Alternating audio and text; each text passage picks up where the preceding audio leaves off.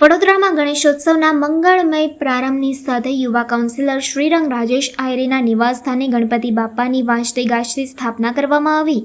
આજથી શરૂ થતા પવિત્ર ગણેશોત્સવ 14 થી 14 સુધીના ગજાનન ભગવાન સુખી સમૃદ્ધિ અને ભાગ્યના અગ્રદૂતના આશીર્વાદ સાથે ગણેશોત્સવના મંગળમય પ્રારંભની સાથે જ વોર્ડ નંબર 9ના યુવા કાઉન્સિલર શ્રીરંગ રાજેશ આયરેના નિવાસસ્થાને સુભાનપુરા સૂરજ સોસાયટી ખાતે વાજતે ગાજતે ગણપતિ બાપ્પાની સ્થાપના કરવામાં આવી।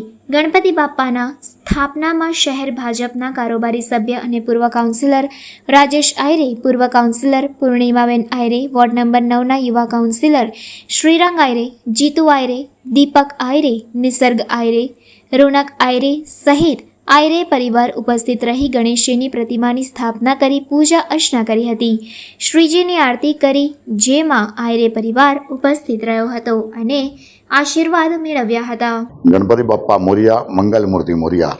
સમગ્ર દેશભરની અંદર જ્યારે આજે ગણેશ ચતુર્થી ઉજવાતી હોય ત્યારે સમગ્ર દેશભરના સર્વે યુવાનોથી માંડીને સર્વને આજના દિવસે ખૂબ ખૂબ ગણેશ ચતુર્થીની શુભેચ્છા।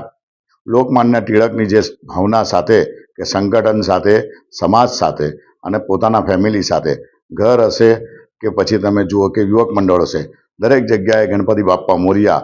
ગણપતિ બાપ્પા એ વિઘ્નહર્તા દેવ છે। ગણપતિને બાપ્પાને આપણે પ્રાર્થના કરીએ કે દરેક લોકોની મનોકામના પૂર્ણ થાય, દરેક લોકોના વિઘ્ન દૂર થાય। સાથે સાથે સમગ્ર દેશભરની અંદર આજે તમે જુઓ છો કે જૈન સત્વરીનો આજે દિવસ છે કે આજે કેટલાય લોકો દ્વારા 31 દિવસ હોય, નાના દીકરાઓથી માંડીને યુવાનોથી માંડીને દરેક જૈન સમાજના લોકોએ જે ઉપવાસ કરેલા હતા એ ઉપવાસ સાથે સાથે આજે દરેક જૈન બંધુઓને સત્વરી નિમિત્તે દરેકને મિચ્છામી દુક્કડમ અને ભગવાન એમની પણ બધાની જ મનોકામના પૂર્ણ કરે।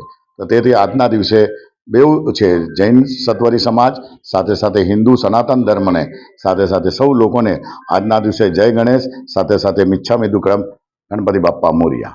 હિન્દુ સનાતન ધર્મના આરાધ્ય દેવ એટલે કે ગણપતિ બાપ્પાનો જ્યારે ગણેશ ચતુર્થીનો પર્વ છે, વડોદરાના તમામ નગરજનોને આજના દિવસે ખૂબ ખૂબ શુભેચ્છા પાઠવું છું। બાપ્પા દરેકના ઘરની અંદર રિદ્ધિ સિદ્ધિની સાથે સમૃદ્ધિ ભગવાન અર્પણ કરે। તે જ સાથે આજના દિવસે જે લોકોના ઘરની અંદર બાપ્પા વિરાજમાન છે, જે મંડળોની અંદર, સોસાયટીઓની અંદર બાપ્પા વિરાજમાન છે, એ તમામ પર બાપ્પાની આશીર્વાદ બાપ્પાના રહે। તે જ સાથે આજના દિવસે ગણેશ ચતુર્થી નિમિત્તે વડોદરાના તમામ નગરજનોને ફરીથી એક વખત ખૂબ ખૂબ શુભેચ્છા પાઠવું છું। જય ગણેશ।